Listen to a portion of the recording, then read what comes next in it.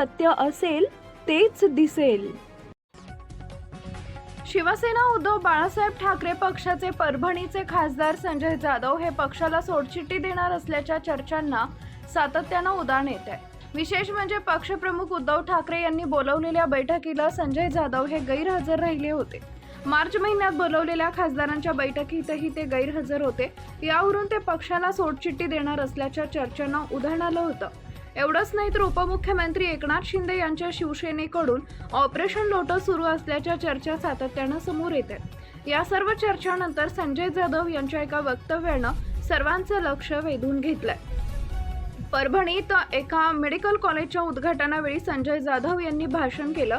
यावेळी त्यांनी आपल्या मनाची होत असलेली घालमेल शब्दातून व्यक्त केली आहे. आपल्याला पक्षासोबत प्रतारणा करायची नाही असं संजय जाधव म्हणतायत. पण दुसरीकडे उद्याची परिस्थिती काय निर्माण होईल ते आज सांगू शकत नाही असंही संजय जाधव म्हणाले.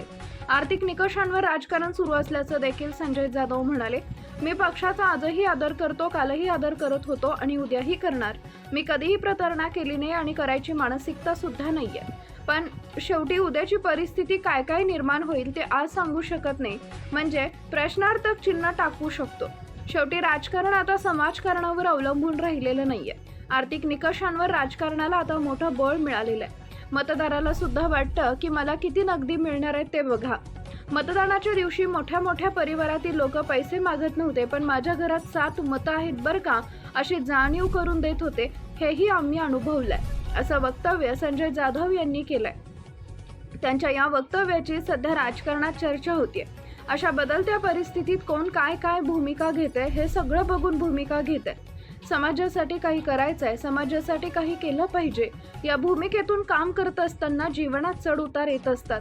आम्ही खूप उतार बघितले, चढ चढायचा बाकी आहे. ज्या दिवशी काय योग येईल तेव्हा ठरवू. पण मी निश्चित आज तुमच्या सोबत आहे.